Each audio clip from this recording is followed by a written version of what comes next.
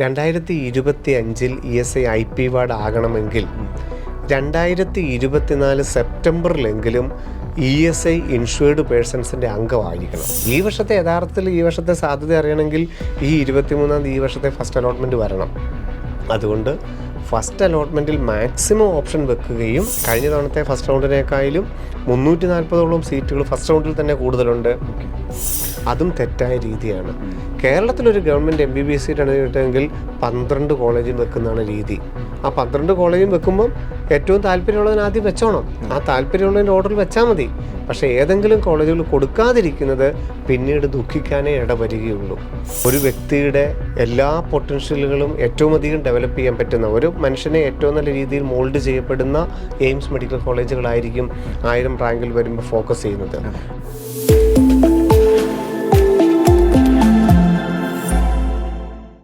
ശിവൻ സാറിനൊപ്പം എന്ന പ്രോഗ്രാമിൻ്റെ 108ാമത് എപ്പിസോഡിലേക്ക് നമ്മൾ പ്രവേശിക്കുകയാണ്. നമസ്കാരം ശിവൻ സാർ. തീർച്ചയായിട്ടും ഏറ്റവും സുപ്രധാനമായ ഒരു വാരത്തിലൂടെയാണ് നമ്മൾ കടന്നു പോകുന്നത്. കാരണം വിദ്യാർത്ഥികളെല്ലാം ആ ഒരു ഫസ്റ്റ് കൗൺസിലിംഗ് പ്രോസസ്സിലേക്ക് പ്രവേശിച്ചിരിക്കുകയാണ് അല്ലേ?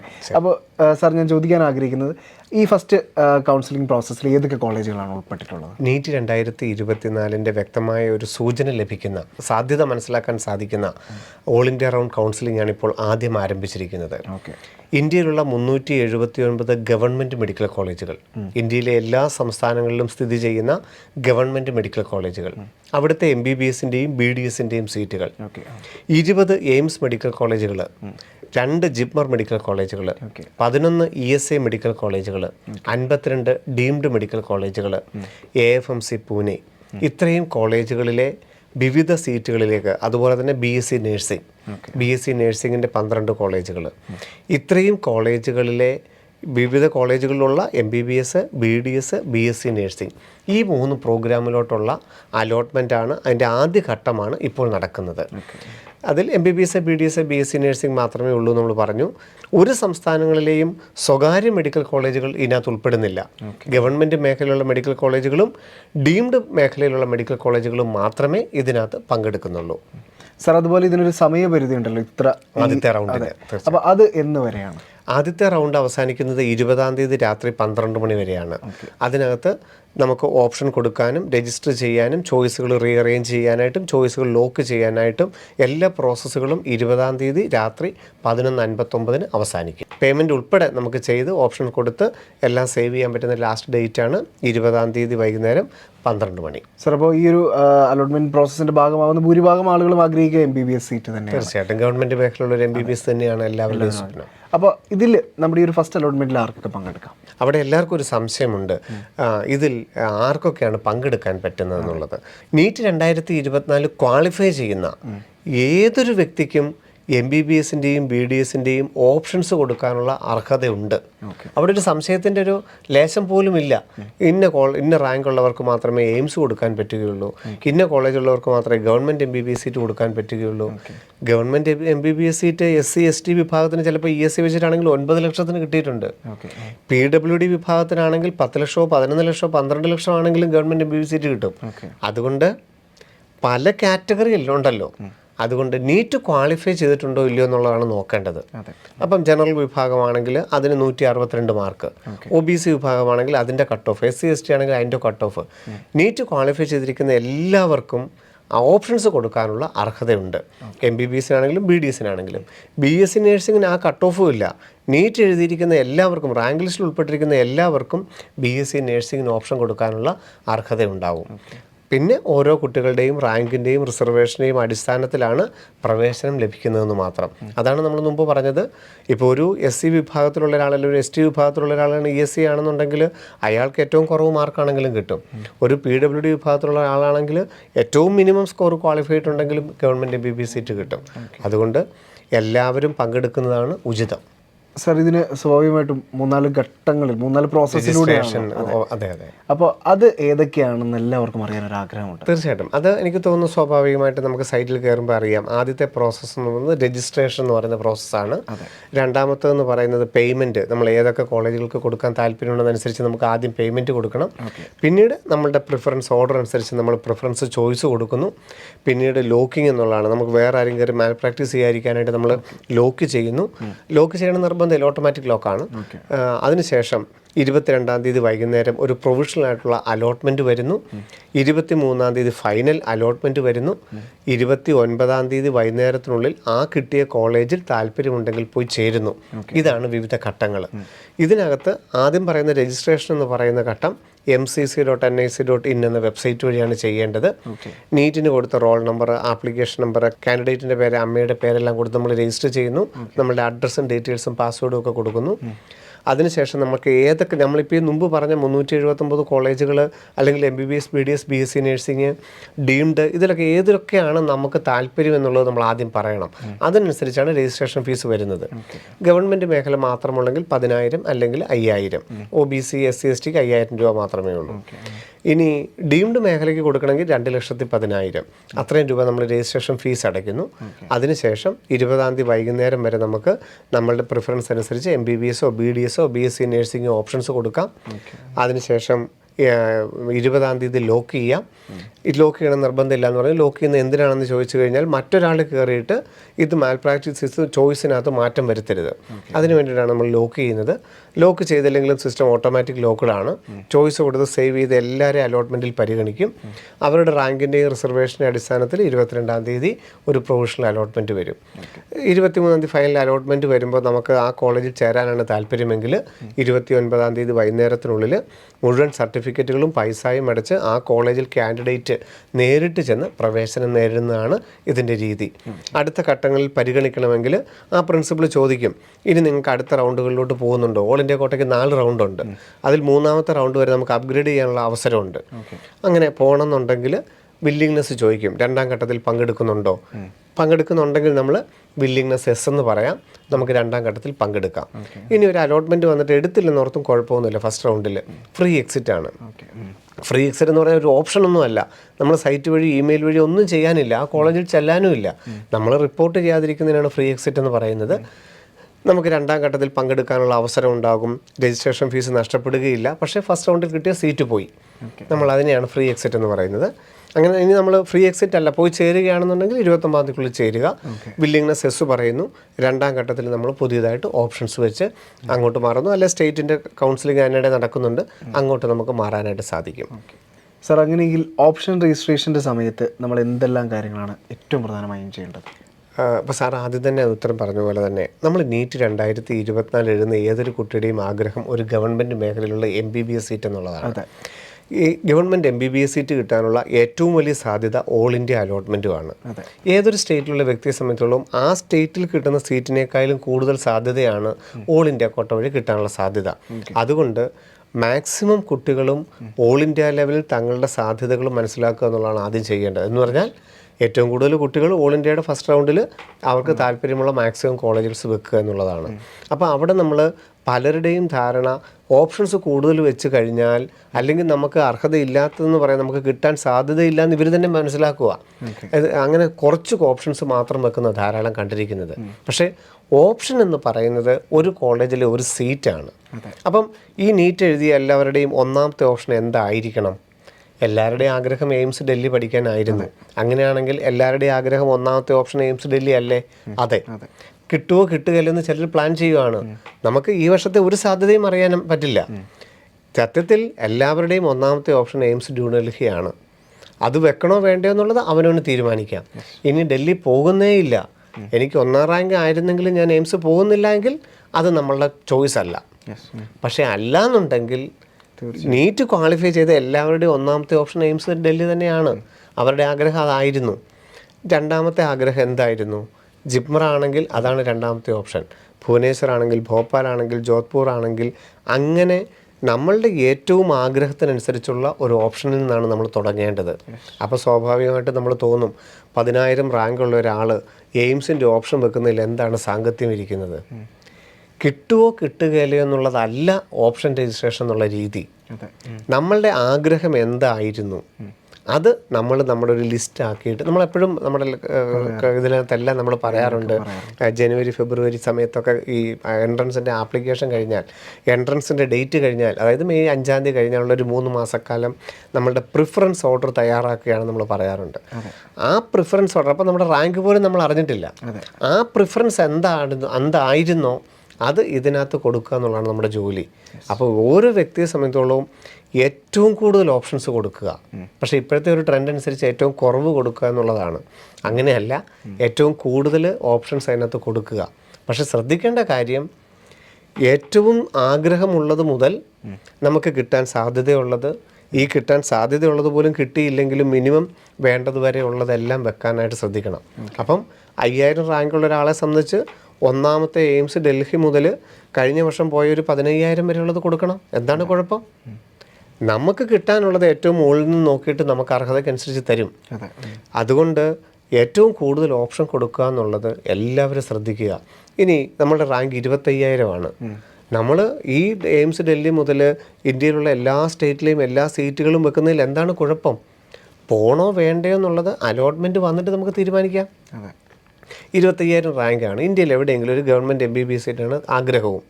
നമ്മൾ കുറച്ച് ആന്ധ്രയും തെലുങ്കാനയും കുറച്ച് ഓപ്ഷൻസ് മാത്രം കൊടുക്കുന്നു. അതിലെന്താണ് ഒരു പ്രാധാന്യം ഇരിക്കുന്നത്? നേരെ മറിച്ച് 379 MBBS സീറ്റുകളുണ്ട്.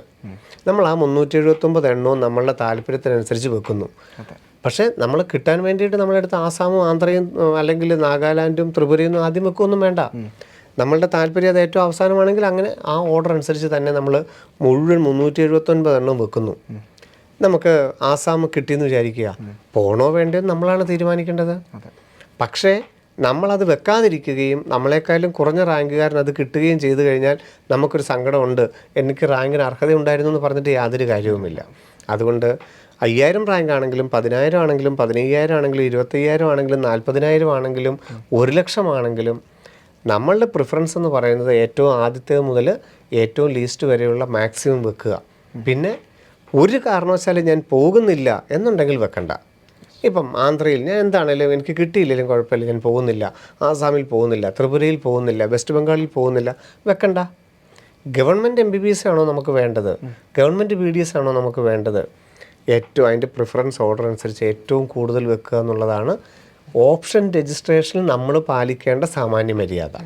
പലപ്പോഴും കുട്ടികൾ പറയുന്നത് കേട്ടിട്ടുണ്ട്, നമുക്ക് ആ വെക്കാനുള്ള മടി കാരണം ഈ വർഷം എന്താണ് ട്രെൻഡെന്ന് പോലും നമുക്കറിയില്ല, നമ്മൾ അത് വെക്കാൻ മറന്നുപോയി, നമ്മളെക്കാളും കുറവുള്ള ആൾക്ക് കിട്ടി, ഞാനത് വെക്കാൻ മറന്നുപോയി, അല്ലെ ഞാൻ ഓർത്ത കഴിഞ്ഞ വർഷത്തെ ലാസ്റ്റ് റാങ്ക് നോക്കിയപ്പം എനിക്കിത് കിട്ടുമെന്നാണ് ഞാൻ വിചാരിച്ചിരുന്നത്. അതുമായിട്ട് യാതൊരു ബന്ധവുമില്ല. ഈ വർഷത്തെ സാധ്യത അറിയണമെങ്കിൽ ഈ 23-ാം തീയതി ഈ വർഷത്തെ ഫസ്റ്റ് അലോട്ട്മെൻറ്റ് വരണം.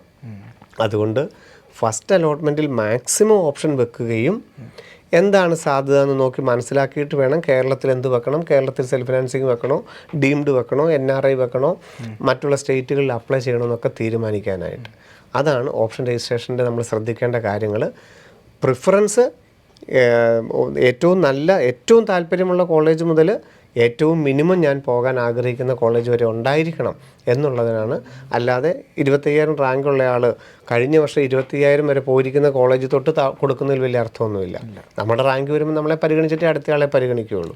അതുകൊണ്ട് ഏറ്റവും താല്പര്യമുള്ള കോളേജിൻ്റെ ഓർഡറിൽ തന്നെ എല്ലാവരും ഓപ്ഷൻ കൊടുക്കാനുള്ളതാണ് ശ്രദ്ധിക്കേണ്ടത്.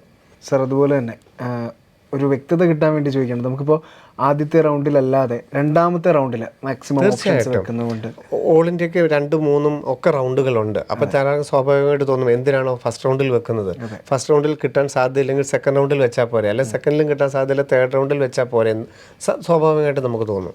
2 കാര്യങ്ങളാണുള്ളത്. ഒന്ന്, സെക്കൻഡ് റൗണ്ടിൽ എന്ത് വെക്കണമെന്ന് തീരുമാനിക്കുന്നത് ഫസ്റ്റ് റൗണ്ടിൻ്റെ ഒരു പ്രിഫറൻസ് ഒരു റാസ്റ്റ് റാങ്ക് ഡീറ്റെയിൽസ് കണ്ടിട്ടാണ്. സെക്കൻഡ് റൗണ്ടിനെ കുറിച്ച് നമ്മളിപ്പോൾ ആലോചിക്കുക പോലും ചെയ്യേണ്ട. ഇപ്പം നമ്മൾ നോക്കേണ്ടത് ഫസ്റ്റ് റൗണ്ടിനെ കുറിച്ച് മാത്രമാണ്.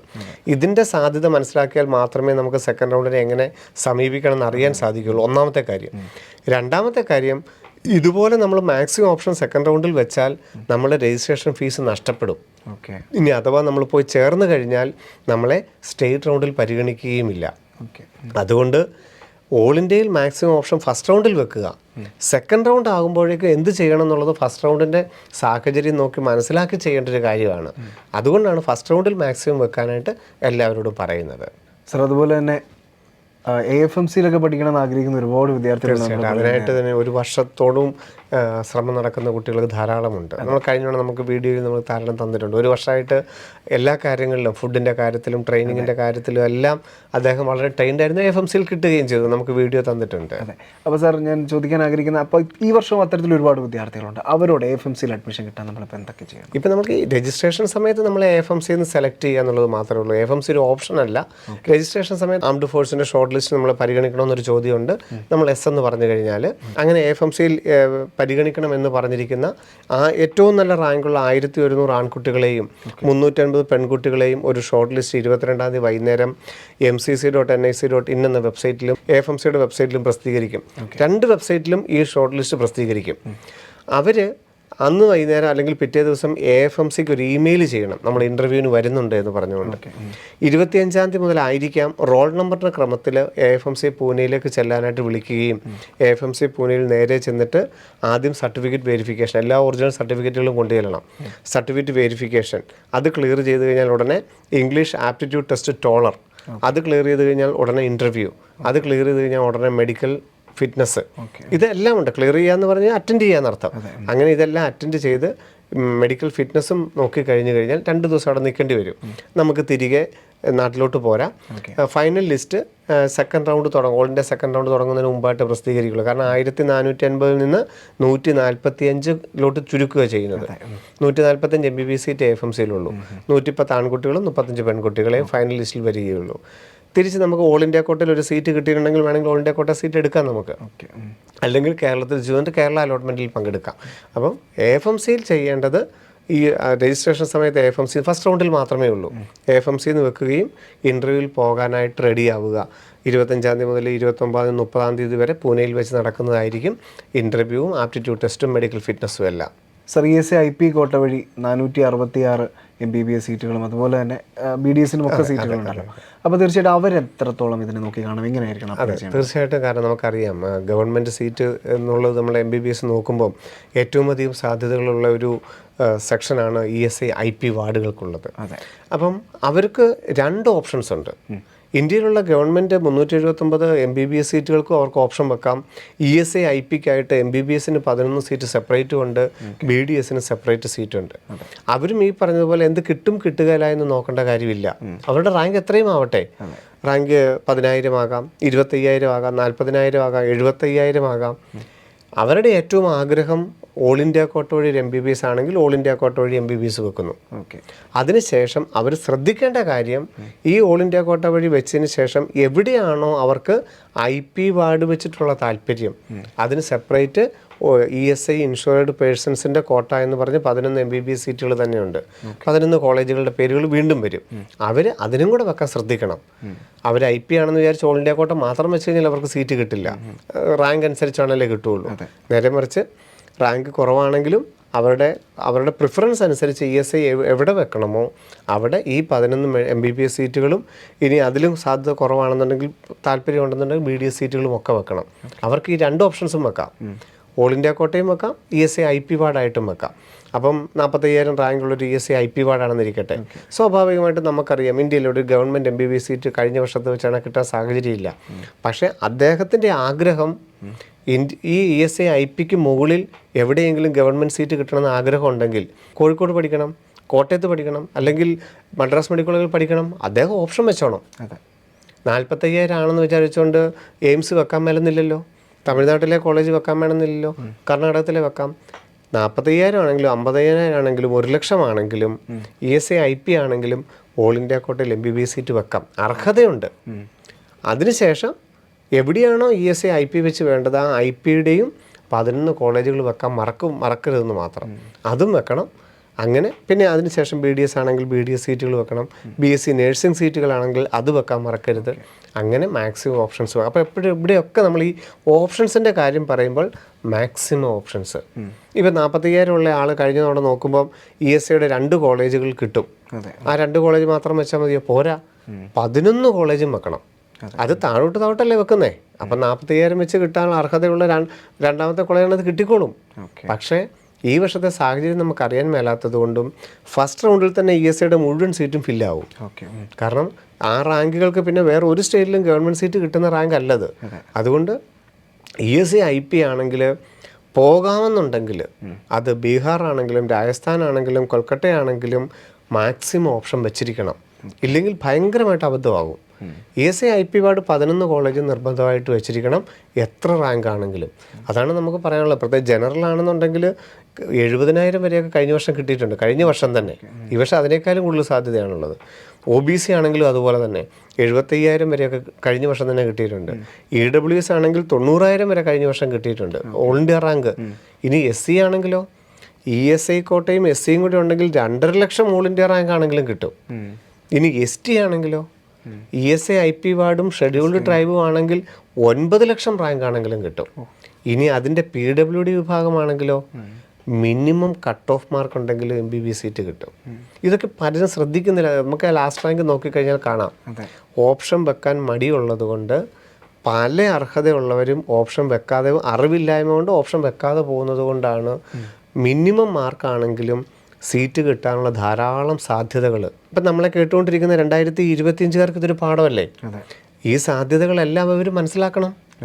ചിലപ്പോൾ സ്വയമായിട്ട് നമ്മളെ കേട്ടുകൊണ്ടിരിക്കുന്ന 2025-ലെ ഒരുപാട് വിദ്യാർത്ഥികളുണ്ട്, അല്ലെങ്കിൽ മാതാപിതാക്കളുണ്ട്. അപ്പോൾ ESI-IP എന്താണെന്ന് അറിയില്ലായിരിക്കും. അപ്പോൾ അവർക്ക് എങ്ങനെ ESI-IP-യിലൂടെ അതെങ്ങനെ നേടിയെടുക്കാൻ പറ്റും? 2025-ൽ ESI-IP വാർഡ് ആകണമെങ്കിൽ 2024 സെപ്റ്റംബറിലെങ്കിലും ESI ഇൻഷുവേർഡ് പേഴ്സൺസിൻ്റെ അംഗമായിരിക്കണം.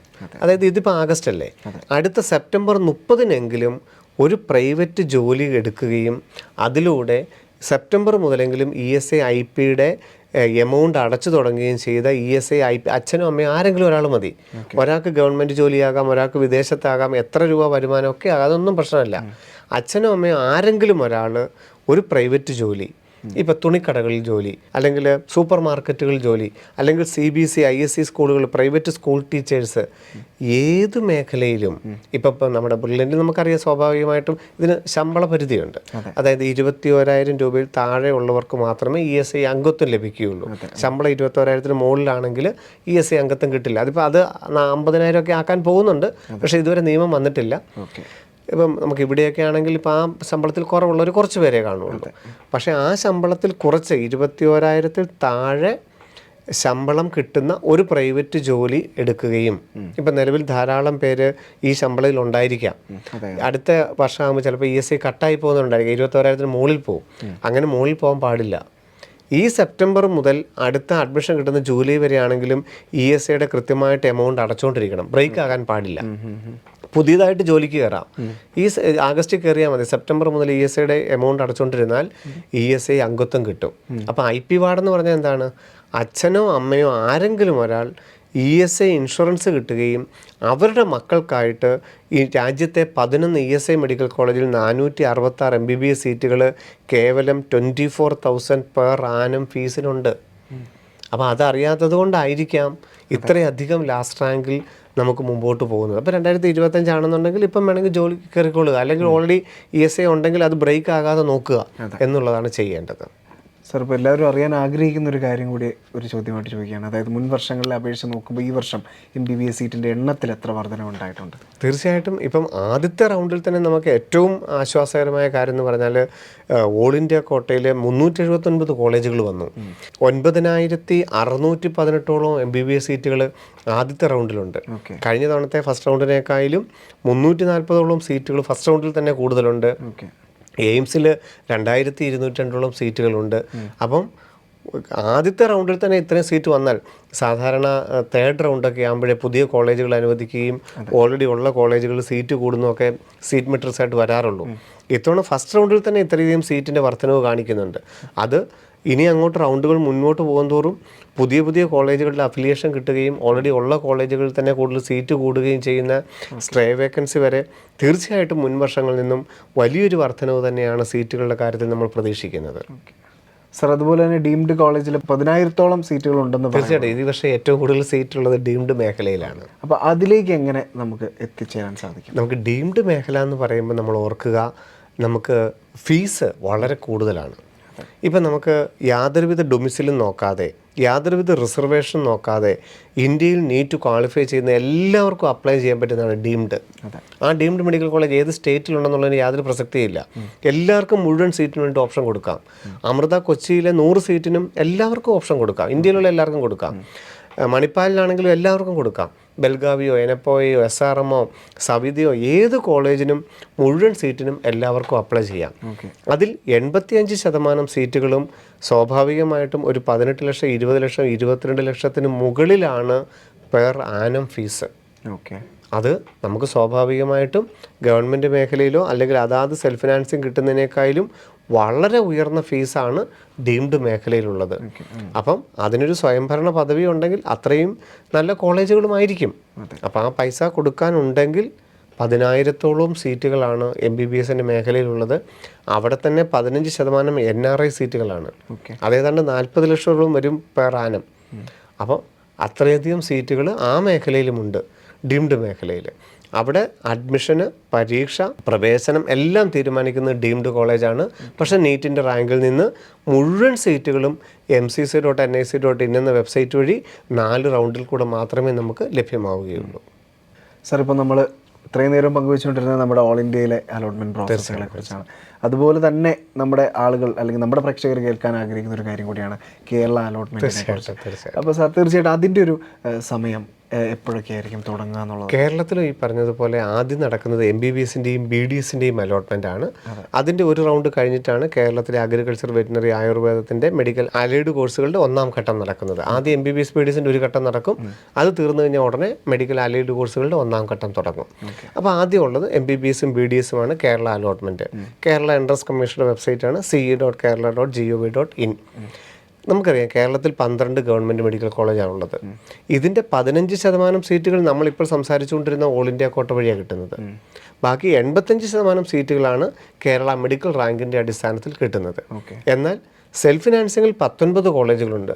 ഈ 19 കോളേജുകളുടെയും നമ്മുടെ Gokulam medical college, SUT medical college, Pushpagiri, Jubilee, Amala, KMCT, Malabar, Sreenarayana, PK Dasa, Wayanad, ഇതുപോലെയൊക്കെയുള്ള കോളേജുകളിൽ 100% സീറ്റുകളും ce.kerala.gov.in എന്ന വെബ്സൈറ്റ് വഴി കേരള മെഡിക്കൽ റാങ്കിൻ്റെ അടിസ്ഥാനത്തിൽ മാത്രമാണ് ഫില്ല് ചെയ്യപ്പെടുന്നത്.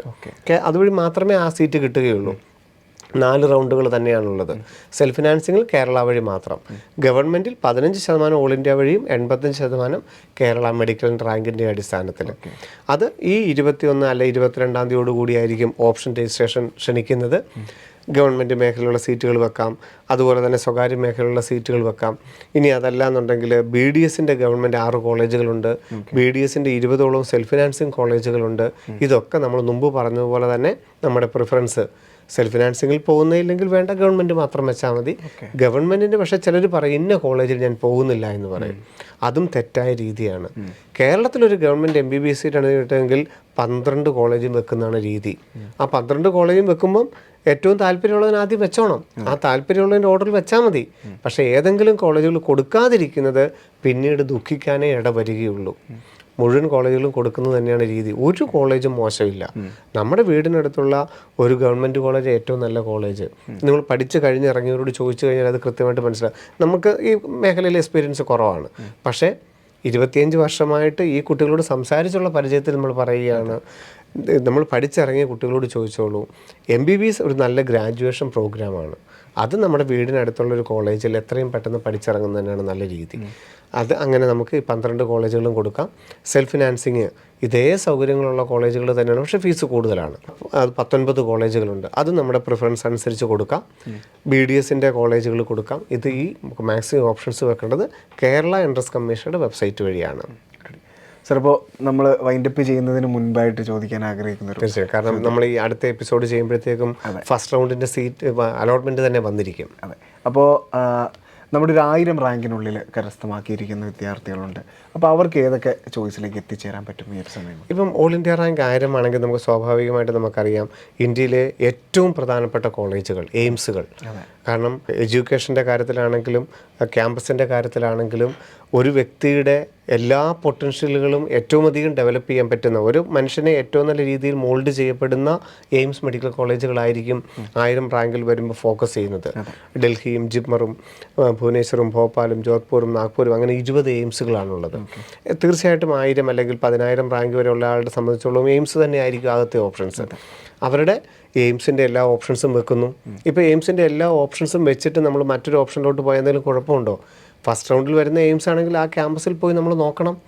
എങ്ങനെയുണ്ട് അവിടുത്തെ ഇൻഫ്രാസ്ട്രക്ചർ, എങ്ങനെയുണ്ട് ഹോസ്റ്റൽ, എങ്ങനെയുണ്ട് ഹോസ്പിറ്റൽ, എങ്ങനെയുണ്ട് അവിടുത്തെ പഠിത്തം, എങ്ങനെയുണ്ട് അവിടെ എങ്ങനെയുണ്ട് PGക്ക് സെലക്ഷൻ കിട്ടുന്നത്, എത്രത്തോളം നല്ല ഫാക്കൽറ്റികളാണ്, വിദേശത്ത് മറ്റുള്ള എയിംസുകളിൽ നിന്ന് ഫാക്കൽറ്റീസ് ക്ലാസ് എടുക്കുന്നുണ്ടോ, ഇവിടുത്തെ കേരളത്തിലെ ഗവൺമെൻറ് മെഡിക്കൽ കോളേജുകളിൽ ഏത് രീതിയിൽ നമുക്ക് അവിടെ പ്രയോജനപ്പെടുത്താനായിട്ട് സാധിക്കും, ഒരു വ്യക്തിക്ക് എങ്ങനെ അവിടെ ഡെവലപ്പ് ചെയ്യാനായിട്ട് സാധിക്കും, അവിടുത്തെ നമുക്ക് എങ്ങനെ പോയി വരാൻ സാധിക്കും, പോയി വരുന്നതിന് വലിയ ചിലവുകളുണ്ടോ, അങ്ങനെയുള്ളതെല്ലാം നമുക്ക് നോക്കി മനസ്സിലാക്കാൻ സാധിക്കുമല്ലോ.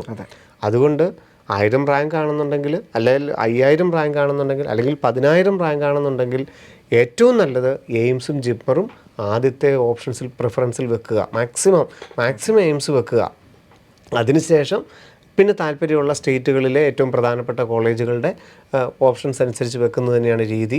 അപ്പോൾ 1000 ആണെങ്കിലും 5000 ആണെങ്കിലും 10000 ആണെങ്കിലും എയിംസ് ന്യൂഡൽഹി മുതൽ മുഴുവൻ ഓപ്ഷൻസും വെക്കുന്നത് തന്നെയാണ് ഏറ്റവും നല്ല രീതി. അത് കഴിഞ്ഞ തവണത്തെ ലാസ്റ്റ് റാങ്ക് നോക്കാം, ഇവിടുന്ന് പോയി വരവിനുള്ള സാഹചര്യം നോക്കാം. അതെല്ലാം നോക്കിയിട്ട് മാക്സിമം എയിംസിൻ്റെയും ജിപ്മറിൻ്റെയും മറ്റുള്ള സ്റ്റേറ്റുകളുടെയും എല്ലാം ടോപ്പ് കോളേജുകളൊക്കെ നോക്കിയിട്ട് കഴിഞ്ഞ തവണ ഇപ്പം 1000 റാങ്ക് ആണെങ്കിൽ കഴിഞ്ഞ തവണ മാക്സിമം ഓപ്ഷൻസ് കഴിഞ്ഞ തവണ 10000 വരെ പോയിരിക്കുന്നു വെക്കാം. താഴോട്ട് പ്രിഫറൻസ് വെച്ച് നോർത്തി യാതൊരു കുഴപ്പമില്ലല്ലോ. 5000 റാങ്കുള്ള ഒരാളാണെന്നുണ്ടെങ്കിൽ എയിംസ് ന്യൂഡൽഹി മുതൽ കഴിഞ്ഞ തവണ 20000 വരെ പോയിരിക്കുന്നു വെക്കാം. ഇനി 10000 റാങ്കുള്ള ആളാണെങ്കിലോ അതും ഇതുപോലെ തന്നെ എയിംസ് തൊട്ട് നമുക്ക് കഴിഞ്ഞ തവണത്തെ 25000 വരെ പോയിരിക്കുന്നു വെക്കാം. അങ്ങനെ മാക്സിമം ഓപ്ഷൻസ്. ഇനി ഒരു കാരണവശാലും പോകുന്നില്ല, ഞാൻ ആസാമിൽ പോകുന്നു, നമ്മൾ മുമ്പ് പറഞ്ഞു കഴിഞ്ഞു, കർണാടകത്തിൽ പോകുന്നില്ല, അല്ലെങ്കിൽ വെസ്റ്റ് ബംഗാളിൽ പോകുന്നില്ല, വേണ്ട. പക്ഷേ മാക്സിമം ഓപ്ഷൻ വെക്കുന്നത് തന്നെയാണ് ഓപ്ഷൻ രജിസ്ട്രേഷനിൽ കൂടെ അവരുദ്ദേശിക്കുന്നതെന്ന് ഉള്ളത് വ്യക്തമാണ്. സാർ, ഇപ്പോൾ 25000 റാങ്കിനുള്ളിലും അതുപോലെ 50000 റാങ്കിനുള്ളിലും ഒക്കെ നിൽക്കുന്ന ഒരുപാട് വിദ്യാർത്ഥികൾ. തീർച്ചയായിട്ടും ഗവൺമെൻറ് മേഖലയാണ് അവരുടെയും ആഗ്രഹം. അപ്പോൾ അവർ ചോയ്സിന് സെലക്ട് ചെയ്യുന്നത് എന്ത്? തീർച്ചയായിട്ടും അവർക്കും ഇത് തന്നെയാണ്. അവർക്ക് നമ്മൾ മുമ്പേ പറഞ്ഞതുപോലെ തന്നെ ഒഴിവാക്കാനില്ല എന്ന് മാത്രം. ഇപ്പോൾ 25000 ആണെങ്കിൽ ഇന്ത്യയിൽ എവിടെയെങ്കിലും ഒരു ഗവൺമെൻറ് MBBS എന്നായിരിക്കും അവരുടെ തീരുമാനം, അല്ലെ 50000 ആണെങ്കിലും അങ്ങനെ തന്നെ ആയിരിക്കും. അതുപോലെ തന്നെ ഇവിടെയൊക്കെ റിസർവേഷൻ കാറ്റഗറികൾ നോക്കണം. OBC ഉണ്ട്, SC ST ഉണ്ട്, PWD വിഭാഗമുണ്ട്. അവരുടെയൊക്കെ സാധ്യതകൾ മനസ്സിലാക്കുകയും ചെയ്യണം. അപ്പം ഈ റാങ്ക് ആണെങ്കിലും ഇതുപോലെ തന്നെ ഏറ്റവും നല്ല താല്പര്യമുള്ള കോളേജ് മുതൽ ഏറ്റവും പ്രധാനം ശ്രദ്ധിക്കേണ്ടത്, ഇപ്പം 25000 റാങ്കുള്ള ഒരാൾ തിരുവനന്തപുരം മെഡിക്കൽ കോളേജ് ഒന്നാമത് വെച്ചെന്നോ എയിംസ് ഒന്നാമത് വെച്ചെന്നോ അയാൾക്കൊരു സീറ്റ് കൊടുക്കാതെ പോകുന്നുമില്ല. അയാളുടെ മുഴുവൻ ചോയ്സ് നോക്കിയിട്ട് അയാൾക്കൊരു സീറ്റ് കൊടുത്തിട്ടേ തൊട്ടടുത്തയാളെ നോക്കുകയുള്ളൂ. അതുകൊണ്ട് 25000 ഉള്ള ആളും ഏറ്റവും ആദ്യത്തെ കോളേജ് മുതൽ ഏറ്റവും ലീസ്റ്റ് ആയിട്ടുള്ള 379 കോളേജുകളും കൊടുക്കുന്നത് തന്നെയാണ് ഏറ്റവും ഉചിതം. ഇനി അത് കഴിഞ്ഞിട്ട് മറ്റു പ്രോഗ്രാമുകൾക്ക് BDSനോ BSc നഴ്സിംഗിനോ താല്പര്യം അതും കൊടുക്കുന്നത് തന്നെയാണ് ഉചിതം. പക്ഷേ ഇതൊക്കെ പ്രിഫറൻസ് താഴോട്ടാണ് കൊടുക്കേണ്ടത്. അത് ഏറ്റവും കൂടുതൽ കൊടുക്കുന്നതാണ് 29000 ആണെങ്കിലും 50000 ആണെങ്കിലും 1,00,000 ആണെങ്കിലും ഓപ്ഷൻ ഏറ്റവും കൂടുതൽ കൊടുക്കുന്നത് തന്നെയാണ് ഉചിതം. അതിനകത്തുള്ള എല്ലാ ഓപ്ഷൻസും കൊടുക്കും. ഇനി ഒരു കാരണവശാലും പോകുന്നില്ല, ആൻഡമാൻ നിക്കോ ഐലൻഡിൽ മെഡിക്കൽ കോളേജ് ഉണ്ട്, പോകുന്നില്ല എന്നുണ്ടെങ്കിൽ വേണ്ട. 1,00,000 രൂപയുടെ കോളേജിലുണ്ട്, അത്രയും കൊടുക്കാൻ നിവർത്തിയില്ല, അപ്പോൾ വേണ്ട, വെക്കണ്ട. അതുപോലെ തന്നെ ബോണ്ടുള്ള കോളേജുകളുണ്ട്, വെക്കണ്ട. അതൊക്കെ അവനവൻ്റെ വ്യക്തിപരമായ താല്പര്യം. പക്ഷേ ഓപ്ഷൻ രജിസ്ട്രേഷൻ എന്ന് പറയുന്നത് ഏറ്റവും നമ്മൾ തന്നെ പ്രത്യേകം പറയാനുള്ളത് 3 ക്ലസ്റ്ററായിട്ട് തിരിക്കുക എന്നുള്ളത് നമ്മൾ കഴിഞ്ഞ ലൈവുകളിലും എല്ലാ മീറ്റിങ്ങുകളിലും എപ്പോഴും പറയുന്ന കാര്യമാണ്. ഓപ്ഷൻ രജിസ്ട്രേഷൻ എന്ന് പറയുന്നത് 3 ക്ലസ്റ്ററാണ്. ഒന്നാമത്തെ ക്ലസ്റ്റർ എന്ന് പറയുന്നത് ഒരു വ്യക്തിക്ക് 1ാം റാങ്ക് ആയിരുന്നെങ്കിൽ അയാൾ എന്തായിരുന്നു ഓപ്ഷൻ കൊടുക്കുന്നത്, അവിടെ മുതലാണ് നമ്മുടെ ഏറ്റവും ടോപ്പായിട്ട് ആഗ്രഹമുള്ള കോളേജുകൾ. അത് വെച്ചെന്നോർത്തുകൊണ്ട് അയാൾക്കൊരു സീറ്റ് കിട്ടാതെ പോകുന്ന വിഷയമേ ഉദിക്കുന്നില്ല. കിട്ടുകയില്ല എന്നുള്ളതല്ല, ഏറ്റവും താല്പര്യമുള്ളതാണ് ഒന്നാമത്തെ ക്ലസ്റ്റർ. രണ്ടാമത്തെ ക്ലസ്റ്റർ എന്ന് പറഞ്ഞാൽ നമ്മളുടെ നിലവിലുള്ള സാഹചര്യവും റിസർവേഷനും അനുസരിച്ച് നമുക്ക് കിട്ടാൻ സാധ്യതയുള്ള മുഴുവൻ കോളേജുകളും. മൂന്നാമത്തെ ക്ലസ്റ്റർ എന്ന് പറഞ്ഞു കഴിഞ്ഞാൽ നമുക്ക് നിലവിലെ സാഹചര്യം അനുസരിച്ച് കിട്ടിയില്ല എങ്കിൽ എനിക്ക് മിനിമം ഇന്നതാണെങ്കിലും വേണം എന്ന് പറയുന്ന ഏറ്റവും ലീസ്റ്റ് ആയിട്ടുള്ള 2024 എനിക്ക് എവിടം വരെയാണേലും പോകണം എന്ന് പറയുന്നതാണ് മൂന്നാമത്തെ ക്ലസ്റ്റർ എന്ന് പറയുന്നത്. അതിനനുസരിച്ച് ഈ 3 ക്ലസ്റ്ററുകളും നിറയെ ഓപ്ഷൻ കൊടുക്കുന്നത് തന്നെയാണ്. ഇങ്ങനെ അതിനകത്ത് ക്ലസ്റ്ററൊന്നുമില്ല, നമ്മുടെ മനസ്സിലാണ് ക്ലസ്റ്റർ ഉള്ളത്. അതിനനുസരിച്ച് പ്രിഫറൻസ് കൊടുക്കുന്നതാണ് ഓപ്ഷൻ രജിസ്ട്രേഷൻ കൊണ്ട് അവരുദ്ദേശിക്കുന്നത്.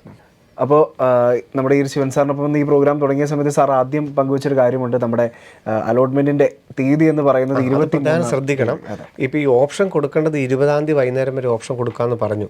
പക്ഷേ നമുക്കറിയാം 23,30,000 പേര് അല്ലെങ്കിൽ ഈ ക്വാളിഫൈ ചെയ്തിട്ട് 15,000 പേരെങ്കിലും ഓപ്ഷൻ കൊടുക്കാൻ റെഡിയായിട്ട് നിൽപ്പുണ്ട്.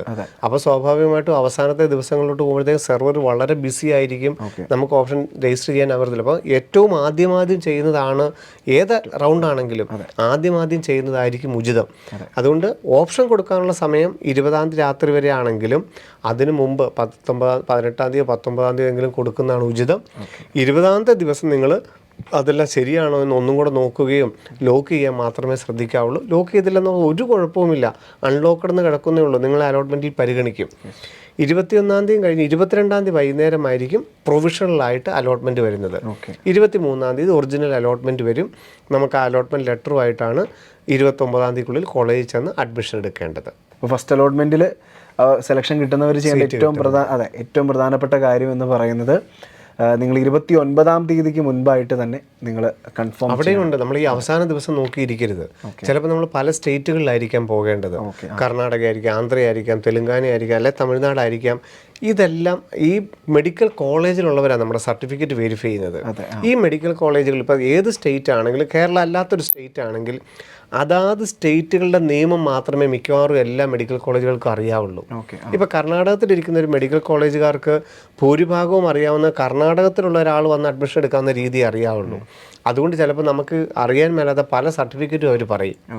അതുകൊണ്ട് നമ്മുടെ കയ്യിലിരിക്കുന്ന ഒരു സർട്ടിഫിക്കറ്റിന് എന്തെങ്കിലും ഒരു പോരായ്മ ഉണ്ടെങ്കിൽ അഡ്മിഷൻ റദ്ദാവുകയൊന്നുമില്ല. അത് കൊടുക്കാൻ ഇഷ്ടംപോലെ സമയം തരും. പക്ഷേ നമുക്ക് ആ സമയം പെട്ടെന്ന് പേടിയായി പോകും. അതുകൊണ്ട് അഡ്മിഷൻ എടുക്കാൻ 29-ാം തീയതി വൈകുന്നേരം വരെ സമയമുണ്ടെങ്കിലും കഴിവതും ആദ്യത്തെ ദിവസങ്ങളിൽ അഡ്മിഷൻ എടുക്കാനാണ് താല്പര്യമെങ്കിൽ 24-ാം തീയതിയോ 25-ാം തീയതിയോ തന്നെ അഡ്മിഷൻ എടുക്കാനായിട്ട് ദയവായിട്ട് ശ്രദ്ധിക്കണം. ഇല്ലെങ്കിൽ എന്തെങ്കിലും ഒരു പോരായ്മ ഉണ്ടെങ്കിൽ പിന്നെ നമുക്ക് സമയം തികയാതെ പോകും. അതുകൊണ്ട് അവസാനത്തെ ദിവസത്തേക്ക് വേണ്ടിയിട്ട് നിങ്ങൾ അഡ്മിഷൻ മാറ്റി വെക്കരുത്. ഏറ്റവും ആദ്യം തന്നെ ചെന്ന് അഡ്മിഷൻ എടുക്കുന്നതാണ് ഉചിതം. അപ്പോൾ ഇന്നത്തെ ശിവൻ സാറിനൊപ്പത്തിൽ ആദ്യ അലോട്ട്മെൻറ്റിനെ കേരളമെമ്പാടുമുള്ള ഒരു MBBS seat, government MBBS seat ആഗ്രഹിക്കുന്ന വിദ്യാർത്ഥികളെല്ലാവരും എങ്ങനെ നോക്കിക്കാണണമെന്ന് വളരെ ഡീറ്റെയിൽ ആയിട്ട്, ക്രിസ്റ്റൽ ക്ലിയർ ആയിട്ട് തന്നെ ശിവൻ സാർ പറഞ്ഞു തന്നു. അപ്പോൾ തീർച്ചയായിട്ടും ഒരുപാട് വിദ്യാർത്ഥികൾക്കും മാതാപിതാക്കൾക്കുമാണ് ഈ ഒരു ഫസ്റ്റ് അലോട്ട്മെൻറ്റിനോടൊക്കെ അനുബന്ധിച്ച് ഒരുപാട് സംശയങ്ങളുള്ളത്. അപ്പോൾ നിങ്ങൾക്കറിയാം ഇനിയുള്ള സമയമെന്ന് പറയുന്നത് വളരെ നിർണായകമായ ഘട്ടങ്ങളിലൂടെയാണ് കടന്നു പോകുന്നത്. ഇനി അടുത്ത വാരം ശരിക്കും നമ്മുടെ ഈ ഒരു ഫസ്റ്റ് അലോട്ട്മെൻറ്റ് തന്നെ കഴിയുന്ന ഒരു സമയമാണ്. പക്ഷേ നമുക്ക് 2024 വ്യക്തമായ സാധ്യത പറഞ്ഞു കൊടുക്കാനായിട്ട് സാധിക്കും. അതുപോലെ ചിലർക്കെങ്കിലും ഉണ്ട് ഈ ഓൾ ഇന്ത്യ അലോട്ട്മെൻറ്റിൽ ആദ്യത്തെ റൗണ്ടിൽ പങ്കെടുത്താൽ സ്റ്റേറ്റിൽ പരിഗണിക്കുകയില്ലേ എന്നുള്ളത്. ഓൾ ഇന്ത്യ അലോട്ട്മെൻറ്റും സ്റ്റേറ്റ് അലോട്ട്മെൻറ്റും ഫസ്റ്റ് റൗണ്ടിൽ യാതൊരു ബന്ധവുമില്ല. ഓൾ ഇന്ത്യയിൽ നിങ്ങൾക്ക് എവിടെ പോയി ചേർന്നാലും, കിട്ടിയാലും കൊടുത്താലും ചേർന്നില്ലെങ്കിലും ഒക്കെ സ്റ്റേറ്റിൽ നിങ്ങളെ പങ്കെടുപ്പിക്കും. ഓക്കെ, അപ്പോൾ അതുകൊണ്ട് തന്നെ നിങ്ങളുടെ കൃത്യമായ സംശയങ്ങൾക്കുമൊക്കെ മറുപടിയുമായി അടുത്ത വാരം ശിവൻ സാർ വരുന്നുണ്ട്. അതോടൊപ്പം തന്നെ ഇനി വരുന്ന ദിവസങ്ങളിലൊക്കെ ശിവൻ സാറിൻ്റെ ലൈവുകളുണ്ട്. അപ്പോൾ എല്ലാവരും തന്നെ മാക്സിമം നിങ്ങളുടെ മറ്റ് വിദ്യാർത്ഥികൾക്കും ഇതുമായി ബന്ധപ്പെട്ട സംശയങ്ങളൊക്കെ ഉണ്ടാവും. അപ്പോൾ നിങ്ങളുടെ സുഹൃത്തുക്കളും അവരുടെ പേരൻസിനെയും ഒക്കെ അറിയിച്ചുകൊണ്ട് തന്നെ ശിവൻ സാറിൻ്റെ ലൈവിൻ്റെയും ഒപ്പം ഈ ഒരു ശിവൻ സാറിനൊപ്പം എന്ന പ്രോഗ്രാമിൻ്റെയും ഭാഗമാകുക.